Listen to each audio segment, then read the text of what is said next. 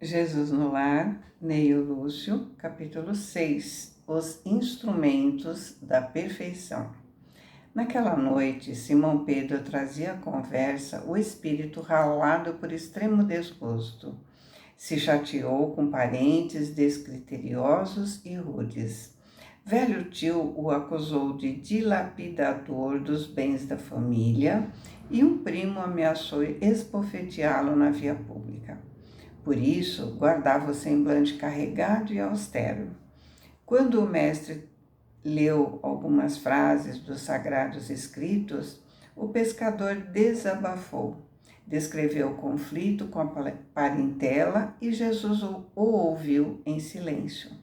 Ao término do longo relatório afetivo, o Senhor perguntou: "E o que fizeste, Simão, diante das abordagens dos familiares incompreensivos?" E ele respondeu veementemente: "Sem dúvida, reagi como devia. Coloquei cada um no seu lugar. Anunciei sem rodeios as más qualidades de que são portadores. Meu tio é raro exemplar de suvinice e meu primo é mentiroso obstinado. Provei perante numerosa assistência que ambos são hipócritas e não me arrependi do que fiz." O mestre refletiu por alguns longos minutos e falou compassivo: "Pedro, que faz um carpinteiro na construção de uma casa?" E ele respondeu irritado: "Naturalmente, trabalha." E o amigo celeste tornou bem-humorado: "Com quê?" "Usando ferramentas." Após a resposta breve de Simão, o Cristo continuou: "As pessoas com as quais nascemos e vivemos na terra são os primeiros e mais importantes instrumentos que recebemos do Pai para a edificação do reino dos céus em nós mesmos.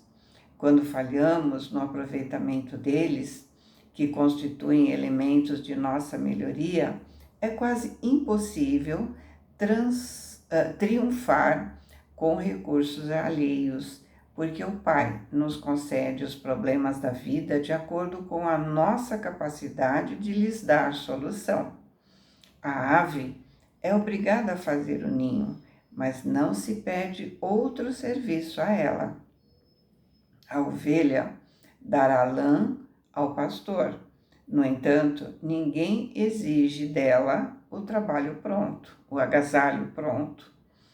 Ao homem foram concedidas outras tarefas, quais sejam as do amor, da humildade, na ação inteligente e constante para o bem comum, a fim de que a paz e a felicidade não sejam mitos na terra.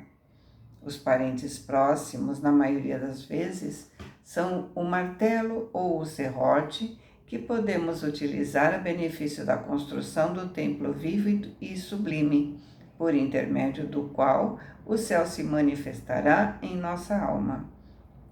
Enquanto o marceneiro usa suas ferramentas por fora, cabe-nos aproveitar as nossas por dentro. Em todas as ocasiões, o ignorante representa para nós um campo de benemerência espiritual. O mal é desafio que põe nossa bondade à prova.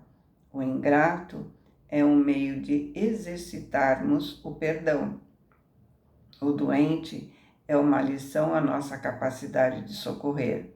Aquele que bem conduz em nome do Pai, junto de familiares endurecidos ou indiferentes, prepara-se com rapidez para a glória do serviço à humanidade. Porque se a paciência aprimora a vida, o tempo tudo transforma. Jesus se calou e, talvez porque Pedro tivesse ainda os olhos indagadores, acrescentou serenamente: "Se não ajudarmos ao necessitado de perto, como auxiliaremos os aflitos de longe? Se não amamos o irmão que respira nossos mesmos ares, como nos consagraremos ao Pai que se encontra no céu?"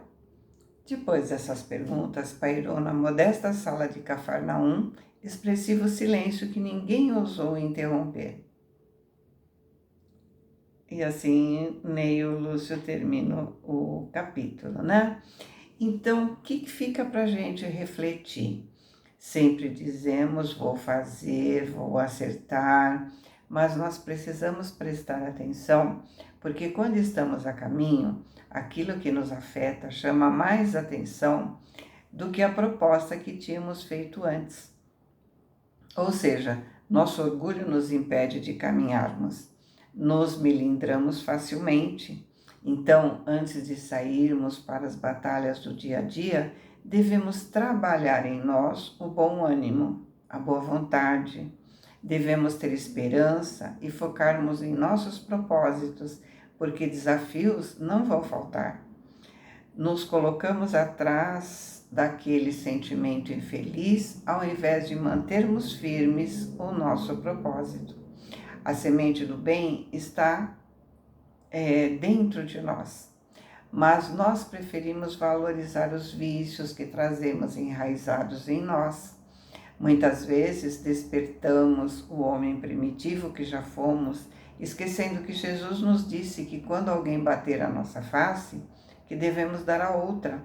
Ou seja, ao invés de agir como ele, devemos mostrar que existe um outro modo de resolver as coisas. Devemos nos lembrar que já nos propusemos a nos reformar. Para que nós possamos sair do ego adoecido, precisamos deixar de valorizar o mal. Sabemos que ele existe e não devemos ignorá-lo, mas devemos focalizar o bem, porque o que eu focalizo, eu atraio. Então, Neio Lúcio está nos dizendo que Pedro tinha saído com bons propósitos, mas conforme ele ia encontrando pessoas, ele foi se desgostando. As pessoas mais próximas, aquelas que ele esperava que o tratassem bem, eram aquelas que estavam sendo rudes. E aí nós pensamos, por que nos ofendemos mais com as pessoas mais próximas do que com aquelas que não são tão íntimas? Porque nós imaginamos que aqueles que são mais próximos de nós nos conhecem nossas ações, nossos propósitos e deveriam estar do nosso lado. Nos esquecemos que eles conhecem nossos pontos fracos, que elas são aquelas pessoas com quem falhamos e temos ajustes a serem feitos, aquelas que já machucamos muito e fomos machucados por elas. São espíritos afins, nossos espelhos, aquelas que refletem nossos defeitos a serem trabalhados. Devemos entender esse livro como um evangelho no lar, ou seja, como devemos fazer o evangelho no lar, porque muitas vezes usamos o evangelho no lar para apontar os pontos fracos do outro, ao invés de usar como dicas de como devemos agir. Esse é o momento para cada um expor as suas necessidades, se sentindo seguro. Pedro sentia seguro com Jesus, então ele expôs os seus sentimentos. Quando conversamos com Jesus através de uma oração sincera, esperamos que o Espírito venha até nós e nos dê uma resposta, quando na verdade ele nos dá a resposta através do texto do Evangelho que nós abrimos e costumamos achar que aquilo não é para nós, é para o outro. Costumamos achar que ele não ouve as nossas preces porque não responde como gostaríamos de ouvir, ou seja, massageando o nosso ego. Só que não. Os espíritos amigos nos intuem a ler o que precisamos trabalhar em nós e usam aqueles que estão fazendo o evangelho conosco para nos dizer o que devemos ouvir. Só que imediatamente pensamos que aquele texto cai como uma luva para fulano, beltrano, e assim deixamos de aproveitar a lição. Então, Quando Pedro ouviu de seus parentes o que ele entendeu como ofensa, ele deveria avaliar. Será que aquilo que eles disseram reflete a verdade? Eu tenho sido essa pessoa? Estou agindo dessa forma? Ou será que eles estão refletindo o que eles deveriam trabalhar neles? De qualquer forma, é uma oportunidade para nos melhorarmos e caso o outro está refletindo algo que ele deve trabalhar em si, essa é uma oportunidade de o ajudarmos. Jesus ficou em silêncio. Isso é amor. Deixar que o outro fale para que depois possamos auxiliá-lo dentro de sua necessidade. Perceba que Jesus ouviu e depois perguntou: e você? O que você fez? Ou seja, Jesus fez com que ele pensasse em como ele agiu. Olha que profundo isso. E Pedro respondeu que reagiu como devia. E muitas vezes é exatamente assim que reagimos. Cada coisa que o outro diz, imediatamente respondemos. E você também faz isso ou aquilo. Sem contar que muitas vezes eu digo uma coisa e a pessoa entende outra. Muitas vezes as brigas começam na fala, na vibração, no olhar. Quantas vezes a pessoa diz: por que você está me olhando desse jeito? Ou seja, muitas vezes temos a sensação de estarmos sendo julgados quando a pessoa nem estava. Foi conclusão nossa. Mas entramos na vibração do outro. O debate é saudável, mas o embate é quando dizemos: não quero ouvir o que você está dizendo. Quem tem que me ouvir? Você que tem que me ouvir, não eu. E começa a briga. Aqui, Neio Lúcio diz que Pedro disse todos os defeitos de cada um deles. E às vezes não dizemos, mas pensamos. E o que pensamos pode não ser realidade. Estamos julgando e vamos lembrar que Jesus não julga. Vá e não peques mais, lembra? Quando Jesus perguntou a Pedro: e você, o que fez? Ele estava perguntando: você se arrependeu do que disse? E quantas vezes oramos, mas nosso coração está magoado. Não estamos de coração limpo para fazer essas orações. Quantas vezes, ao fazermos o Evangelho, fazemos uma prece rápida, uma leitura rápida, bebemos nossa água bem rapidinho e voltamos a pensar da mesma forma que estávamos pensando, a sentir o que estávamos sentindo, quando na verdade devemos ouvir um ao outro, expor nossos sentimentos para podermos trabalhar esses sentimentos. O Evangelho no Lar é o preparo para a semana, é o preparo para a minha modificação. Então, não é simplesmente fazer uma leitura, é um momento de reflexão. O mestre refletiu por minutos longos e falou compassivo: Pedro, que faz um carpinteiro na construção de uma casa? E ele respondeu irritado: naturalmente trabalha. Com o quê? Usando ferramentas? Vamos pensar. Ele trabalha com as ferramentas adequadas. Cada um de nós deve trabalhar com as ferramentas adequadas ao que precisa ser trabalhado. Somos instrumentos uns dos outros. Os outros servem de instrumentos para nós, assim como servimos de instrumentos para o outro. Então, quando algo nos ofende, perdoa. Quando não perdoamos, vamos ficar remoendo o fato. Ficaremos alimentando a raiva. A gente volta sempre ao estágio emocional daquele momento. Por pior que a pessoa tenha sido conosco, será que ela é só isso? Será que ela não tem alguma qualidade? Vamos procurar alguma qualidade nela e focar nossa atenção nessa qualidade. Porque, como Emmanuel nos diz, espelhamos em nós aquilo que focalizamos no outro. Então, precisamos focar na qualidade e não no defeito do outro. Então, o perdão é fundamental para que mudemos a faixa vibratória que nos encontramos, porque ele ameniza a memória daquele momento. Enquanto não perdoamos, ficamos voltando naquele dia, naquele momento, naquela mesma energia emocional. Rememorar é viver a mesma história. Onde queremos estar? Nos momentos mais felizes ou nos mais desarmônicos? Quando ele diz, a ave é obrigada a fazer o ninho, mas não se pede outro serviço para ela. A ovelha dá a lã ao pastor, no entanto, ninguém lhe exige o agasalho pronto. Ao homem foram concedidas outras tarefas, quais sejam as do amor e da humildade, na ação inteligente e constante para o bem comum, a fim de que a paz e a felicidade não sejam mitos na terra.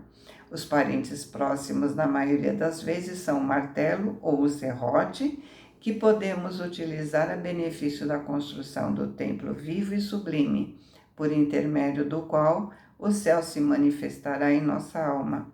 Ele está querendo dizer, ele está querendo nos mostrar que cada um tem a sua tarefa, cada um tem algo diferente a desenvolver, a resolver em sua vida, cada um tem a sua missão. Então, onde eu estiver, devo fazer o bem. Quando eu saio por aí apontando os defeitos dos outros, eu não estou fazendo bem.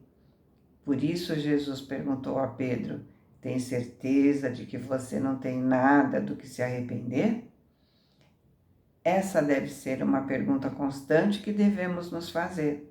Estamos espalhando o mal ou estamos vivenciando o Evangelho? Quando ele disse, a fim de que a paz e a felicidade não sejam mitos na terra, devemos lembrar que Jesus falou que a felicidade não é desse mundo. Ele quis dizer que a felicidade plena não é desse mundo, mas podemos sim viver momentos felizes. Podemos trazer momentos de paz para as pessoas com quem estamos. Não é mito. Felicidade é quando saímos de um espaço e o deixamos harmonizado. Triste é quando o deixamos alvoroçado, pesado. Ele disse que, em todas as ocasiões, o ignorante representa para nós um campo de benemerência espiritual. Ele é uma ferramenta de nossa evolução, porque ele vai nos fazer pensar, e pensando vamos avaliar o que precisa ser melhorado em nós. Quando temos a tendência de agir como Pedro, estamos em crise, e essa crise nos leva a pensar em que eu preciso mudar. Devemos entender que a família ou o colega de trabalho, enfim, aquele com quem estamos convivendo, está nos ensinando a trabalhar o perdão, a renúncia, o consolo, a paciência e muitas outras virtudes. Portanto, devemos ser gratos a eles. Olha o que Jesus fala a Pedro. O mal é desafio que põe nossa bondade à prova. O ingrato é um meio de exercitarmos o perdão. O doente é uma lição à nossa capacidade de socorrer. Por isso a pergunta, e o que você fez? É preciso saber ouvir os argumentos do outro, para depois poder avaliar, para poder procurar me modificar. Deixar o outro falar ao invés de entrar no embate. É fazer a caridade, não importa a quem.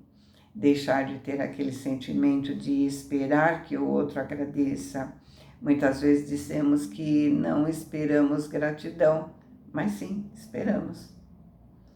Precisamos entender que pode ser a resposta às nossas orações quando pedimos ajuda para nos modificarmos. Quando pedimos paciência, por exemplo, dizemos, dai-me paciência, Senhor. E quando nos aparece a oportunidade de exercitar a paciência, nos melindramos e perdemos a oportunidade de aprender a desenvolvê-la. Quando a gente diz, Senhor, me diz onde estou errando, mande seus mensageiros me dizerem. E quando os mensageiros aparecem como encarnados, a gente não quer aceitar. Nenhuma oração fica sem resposta. O que precisamos é entender a resposta. Fiquem com Deus. Boa semana. Amo vocês.